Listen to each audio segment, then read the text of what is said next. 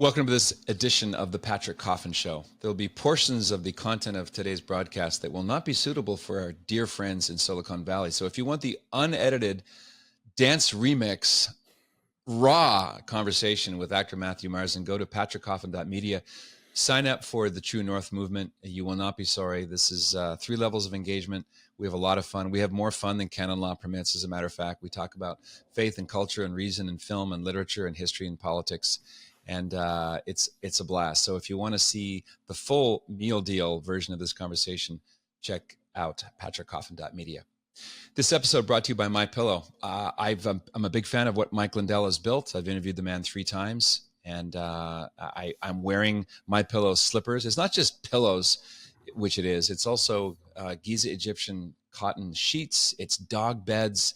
It's pillows. It's bathrobes. Everything there. So if you want to get the Patrick Coffin discount, that's up to 66% off. Go to mypillow.com. The coupon word is Patrick, my first name, Patrick, at the checkout, and it gets you that discount. You're welcome in advance.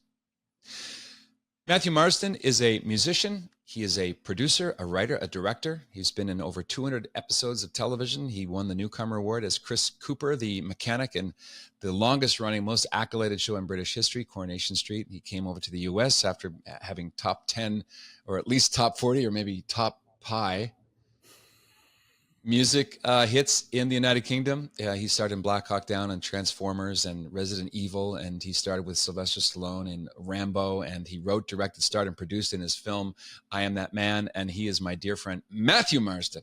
Welcome to the house. Thank you for having me again, Pat. It's been a while, but it's good to be here. When you lived out here in the land of Governor Hairgel, we saw each other more often. Now you went to the pre-seceding land of Texas, so we miss you around here. Yeah, I mean, it was a very tough decision leaving so many great friends and so many great Catholics actually out there in California. But I couldn't, Captain Hairstyle, I couldn't take him anymore and his communism. So I was like, I'm out. Mm-hmm. You're an unusual combination. First of all, Englishman and Catholic. That's kind of like Alfred Hitchcock. It's almost oil and water. The kind of culture clash, all the unspoken things that Catholics have in common is rather unlike, let's say, someone raised secularly or a C of E in England.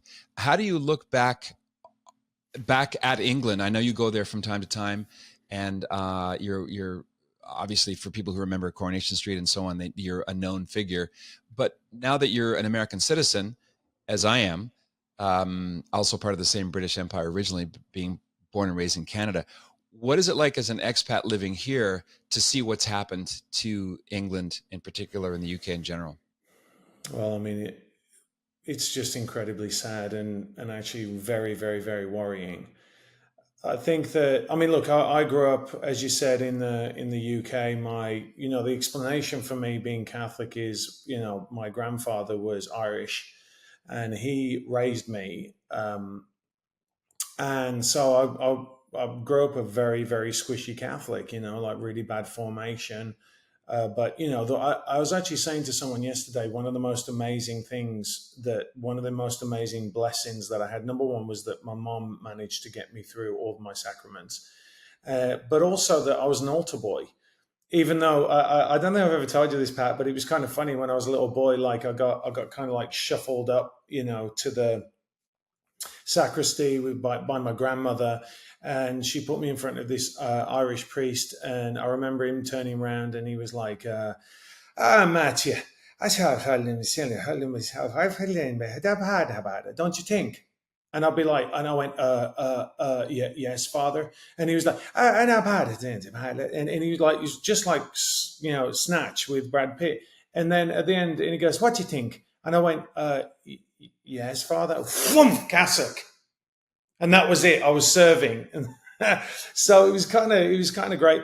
But that, I think, I certainly think being that close to the Eucharist early on in my life, I went away from the church and I came back, was I think it was really instrumental in my formation and being touched by the Holy Spirit. But England, even at that, back then, we would all sing hymns and we would all pray at the end of the day, even in, government schools. And we kind of grew up with that foundation of Christianity. And I think over the years we've seen that erode with scientism coming in and people making God out of other things other than God.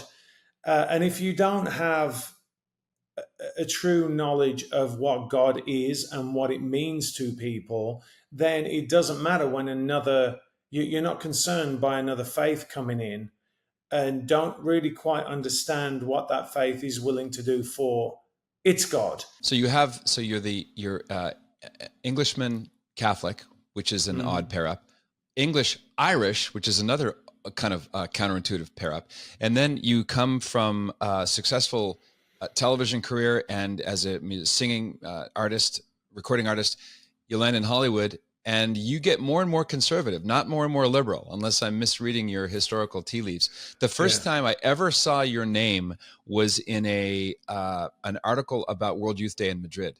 And there were portions of what you said to the audience there. And it was like lightning in a bottle. And I knew I've got to connect with this guy because you were complaining about the lackluster enthusiasm that conservatives, and including conservative Catholics, have for the arts, for the whole world of movie studios in Hollywood. Everybody admits that films that can open in every country do move hearts and minds. Everyone admits it, and well-heeled Catholics go to the movies every week. But when you ask them to help you build a mini major studio, or if you get support for a story featuring a top-line talent everywhere, they run. They head for the exits.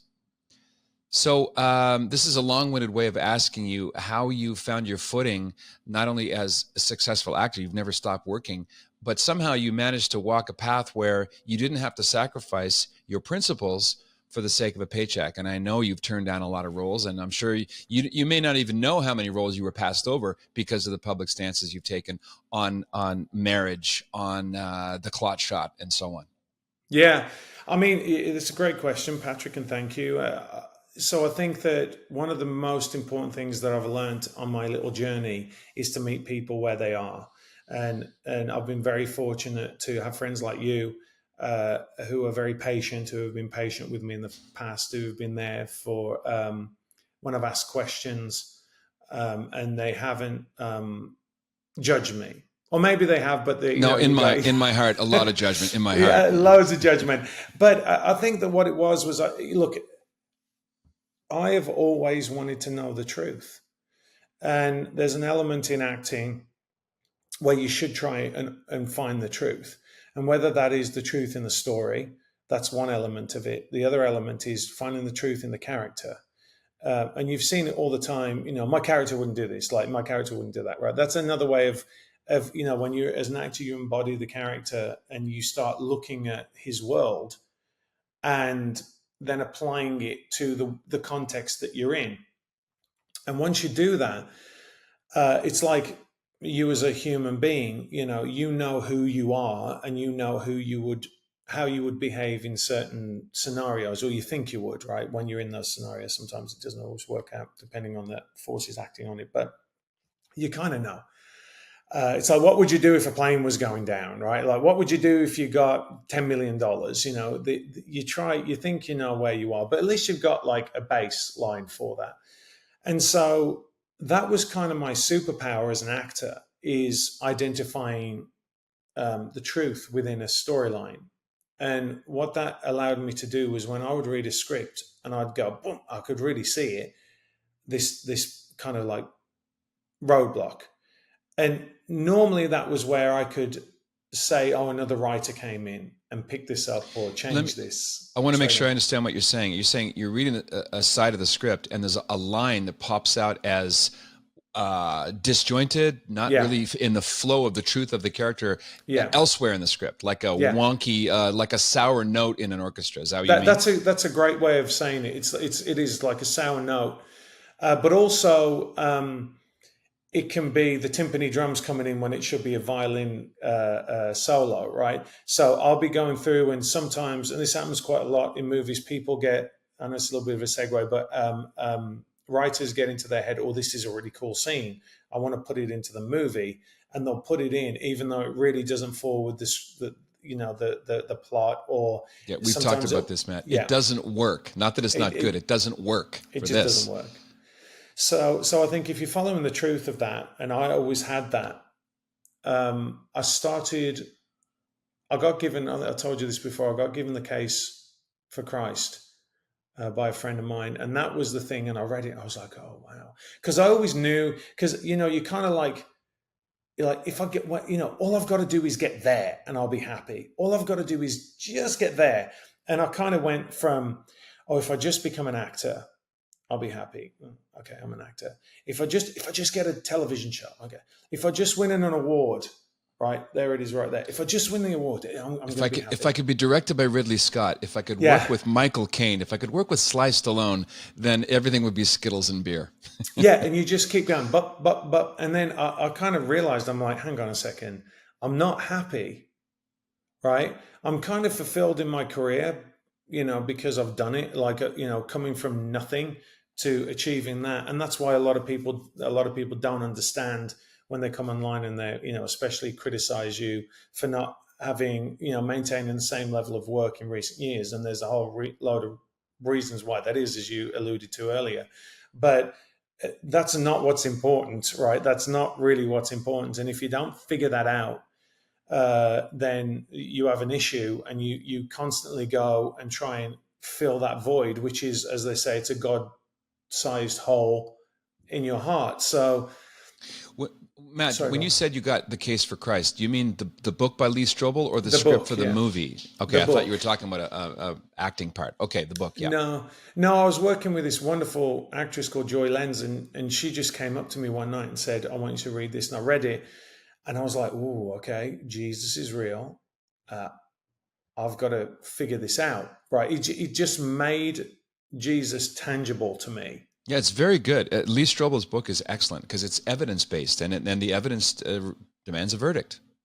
Well, that's I wasn't aware of Thomas Aquinas or all that, which is a massive failure in Catholic teaching, because if I'd have been taught that when I was a kid, like my kids have been taught it, going to St. Monica Academy and, these very good Catholic schools, real Catholic schools, might I add, then I would have been on a different path. And so I read that and I'm like, oh, I need to know everything, because there's nothing more important than knowing why I am here. Like, what is my purpose on the earth? Because it can't be this, right? And then as I just kind of kept chipping away at it, and then I met Nadine, my wife, and then I'm like, okay, we're really committing to the faith. We committed to the faith. And it was kind of steps. And each step I took, it's kind of funny. Like, the more I got closer to God, the less work I got. And some of that was because of my own, as you said, I chose, right? And some of it was just because people started going, oh, he's got 6 kids. He's either a Mormon or a Catholic, so we don't want either of those. That's true. When you walk into an audition, you give off an aura. I don't want to get all woo and new agey, but when a casting director learns you're the father of 6 or 7, there's that's not welcome news, as it would have been in, I say, 1952 in a studio. Oh, wonderful. A lot of the A-list stars that were married had large families. It was much more the norm. Yeah, and so it's like, you don't have to say anything, and this is one of the things that people don't understand, I think, and that's why in the end I was like, you know what, I don't care anymore. Like, I've got to do what I've got to do, because it's not enough these days to be quiet. It's not enough. You have to endorse. You have to give a thumbs up to the dysfunction, and I just totally live and let live only goes one way. Yeah, oh, it totally is. They're the most tolerant people on the planet. Yeah, this is. I'm doing a deep dive into the before, during, and after Vatican II. Catholics love to say, well, catechesis for the last 60 years has been in the toilet. Well, what happened 60 years ago? Why from 1965 to 75 was the largest bleed out of the priesthood and religious life? How did this happen? Was it just accidental? Who called the Second Vatican Council?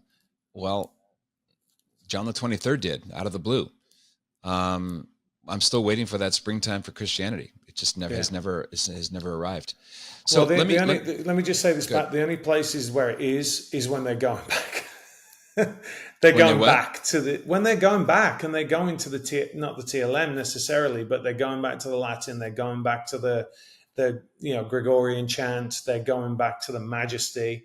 I mean, that's where it's booming.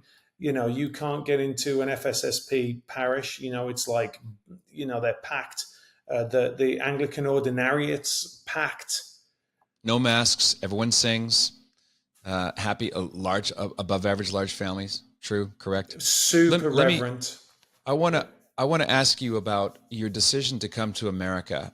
I know you grew up in the Midlands area, baggy boy to the death, and after Coronation Street came out, you had some Beyoncé, Destiny's Child, did backup for one of your singles, correct? Yep. And you couldn't really go anywhere. Tell the story of showing up at a mall and 25,000 screaming fans arrived. Yeah, it's funny how you say like that. Fame is fleeting, right? So yeah, I was doing Coronation Street, and I got asked to turn on the Christmas lights in my hometown where I was living, Walsall. And I got on the train from Manchester. It's all like a dream now, right? Because none of my kids like even so. So I get off the train, and as I'm getting off the train, there's just wall of cops. And no, I wasn't arrested for what I posted on social media. But I get off, and they're like, "Hey, Matt, how you doing?" I'm like, "What did I do?" Basically, And they were like, "Oh, no, we need to give you an escort." And I'm like, really embarrassed by it, right? I'm switching on the lights, but really, like, I don't want to be that guy. And I said, "Do I have to?" And they were like, "Oh yeah, you have to." He goes, "There are so many people there," and I'm like thinking, maybe a few hundred. There's hundreds of people there jamming the square. Yeah, and I get out, and he's like, and I'm like, "What's this?" And I'll never forget it. It was a Mitsubishi Shogun, which is now they call them Pajeros over there because they imported them. A Mitsubishi Shogun, and he said, "We've got that because we want you to like stick your head out the sunroof as you're going in." I'm like, "What is going on?"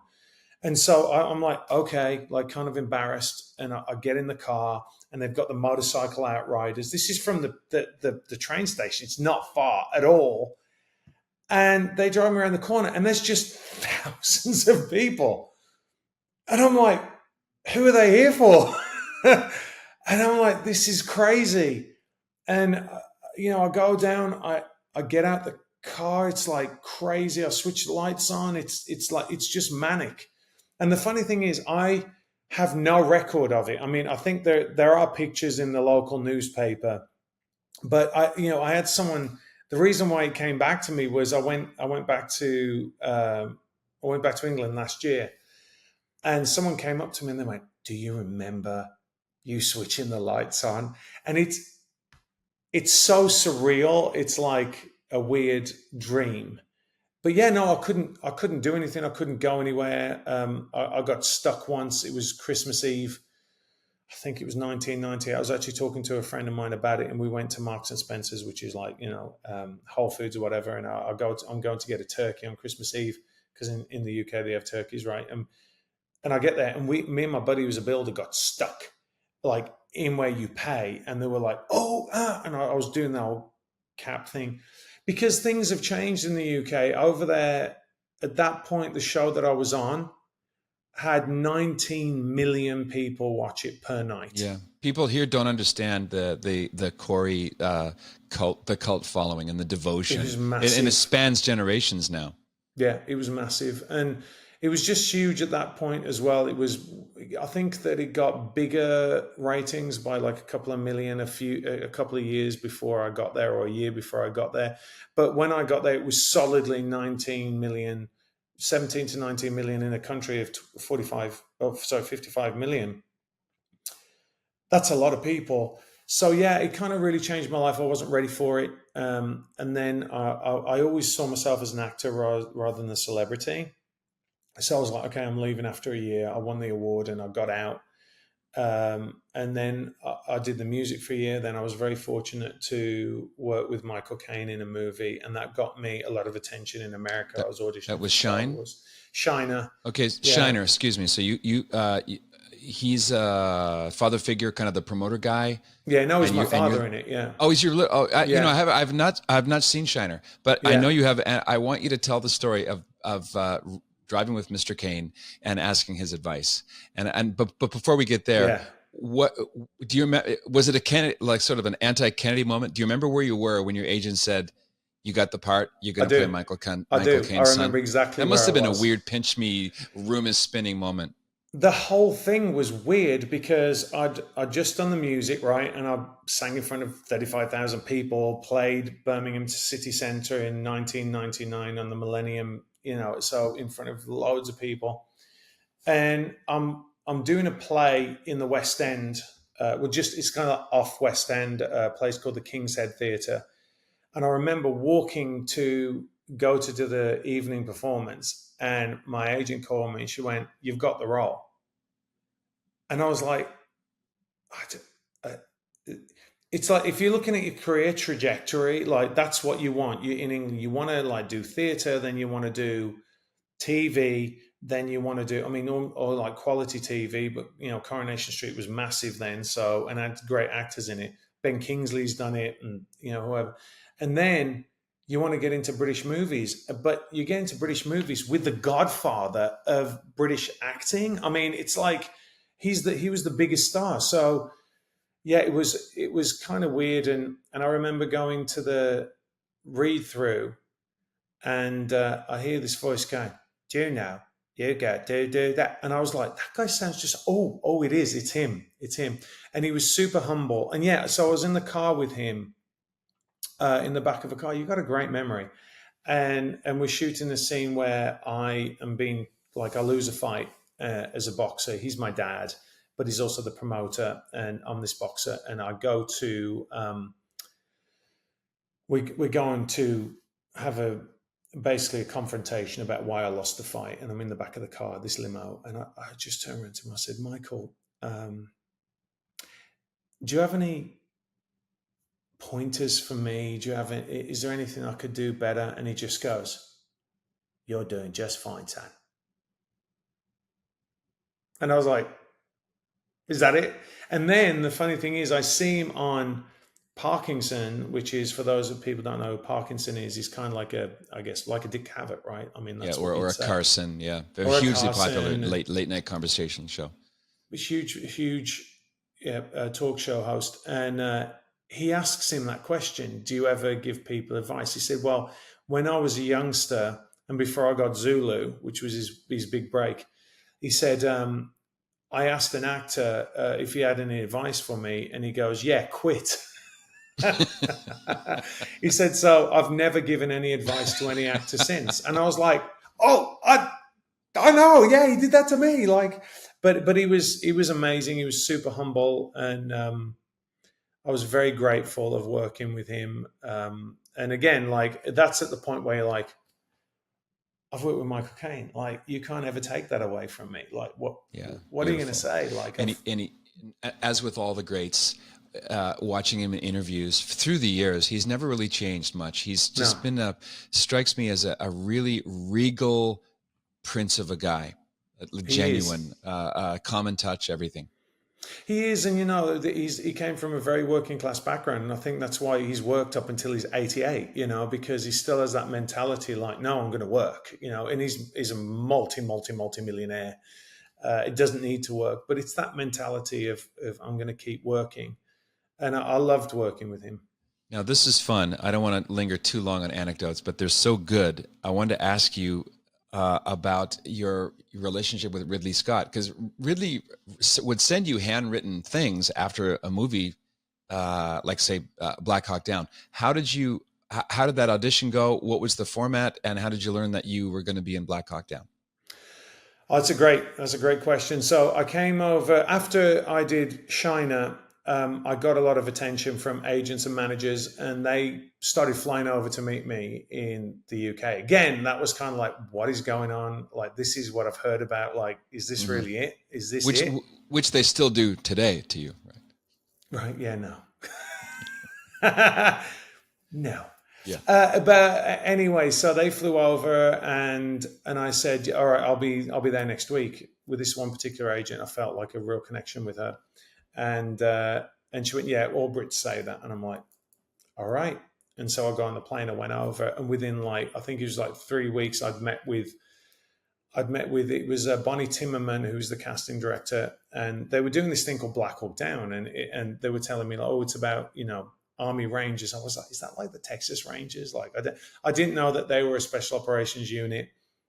In England, we just knew about the SAS and the SBS, the Royal Marines, and so anyway, I did the audition. And it was playing Durant's role, so everyone got the same role. Everyone got playing Mike Durant, who was the chopper pilot that went down. It's a great scene, and I did it. And then I think it was later that day. She goes, "We want you to come and meet with Ridley and Jerry Bruckheimer," and I was just like, "You got to be kidding, right?" Like, I mean, I've got to go meet Ridley Scott and Jerry Bruckheimer. This is my first trip to America. What is going on? And so I am absolutely crapping myself, Pat. I mean, seriously, I was like, because this is it. I mean, it's Ridley Scott and it's Jerry Bruckheimer. Bruckheimer has made all of the big tent summer blockbusters. How many billions has that guy's vision produced? We think of him as, kind of popular in the negative sense, but really a guy who knows what stories are going to resonate and how to assemble a team. Well, and he's even more relevant now, right? I mean, he went out and he made Top Gun Maverick, and everyone was like, why is this such a success? And we're all like, because, right? It's because he knows what we want. And Tom does as well. But so anyway, I go in and I'm like, this is really surreal. It's Jerry Bruckheimer and it's Ridley Scott. And I just have a chat with them. And it was just a talk. And I'm like, okay. And you just managed to breathe? Just breathe. Yeah. I'm like, and normally I don't get, you know me, I don't care who you are, but it was just this, I think it was just the culmination of like, is this really happening in my life? Because I'm realizing my ambition now, like this is as big as it gets. It's not going to get any bigger. And it happened fast. You didn't labor for 14.5 years. This is happening to you fast. No, this is really quick. And by the way, just before that, I'd gone and I'd met with, I think it was before that, I met with Danny Boyle. And again, I'm sitting in, so all these guys. So for people, Danny Boyle, he did the London Olympics. He's a former seminarian, I understand, a kind of a maybe lapsed Catholic, wrote and directed a Slumdog Millionaire. What other Train Spotting? 28 Days Later, Train Spotting, The Beach. I mean, he's an amazing filmmaker. And I'd met with him and I'm like, what is going on? Like, all this, I'm meeting for the roles that I always dreamt about, right? And you never really think you're going to get there. And so I get home, I remember it vividly. I got home and I didn't know whether I got the role or not, because what they do with the films is they'll say, okay, we've got a tentative start date of, this was February. And so I went home because it was Christmas. And I'd always kept a bottle of champagne in my fridge, just in case, right? Like the role came in. I was like, just in case. And they called me and they went, you've got it. You're going to Morocco. And I was like, oh. But it was like 11 o'clock at night because of the time difference with the UK. So I got the bottle of champagne and I drove around to my mom, who was a single mom, and I knocked on the door, and of course she came to the door panicked, like, as most moms do, like, what's wrong? And I just said, I've done it. I've got my first Hollywood movie, and it's with Ridley Scott. And I brought her the bottle of champagne. Well, Matthew, let's do this again. Godspeed. Right, always so great to connect with you. Thanks for being you. Thank you too. Love you, brother. You too. This is the Patrick Coffin Show. Check out patrickcoffin.media. Join the True North movement to connect dots, change the culture, win hearts and minds. And also be a saint. What else is there?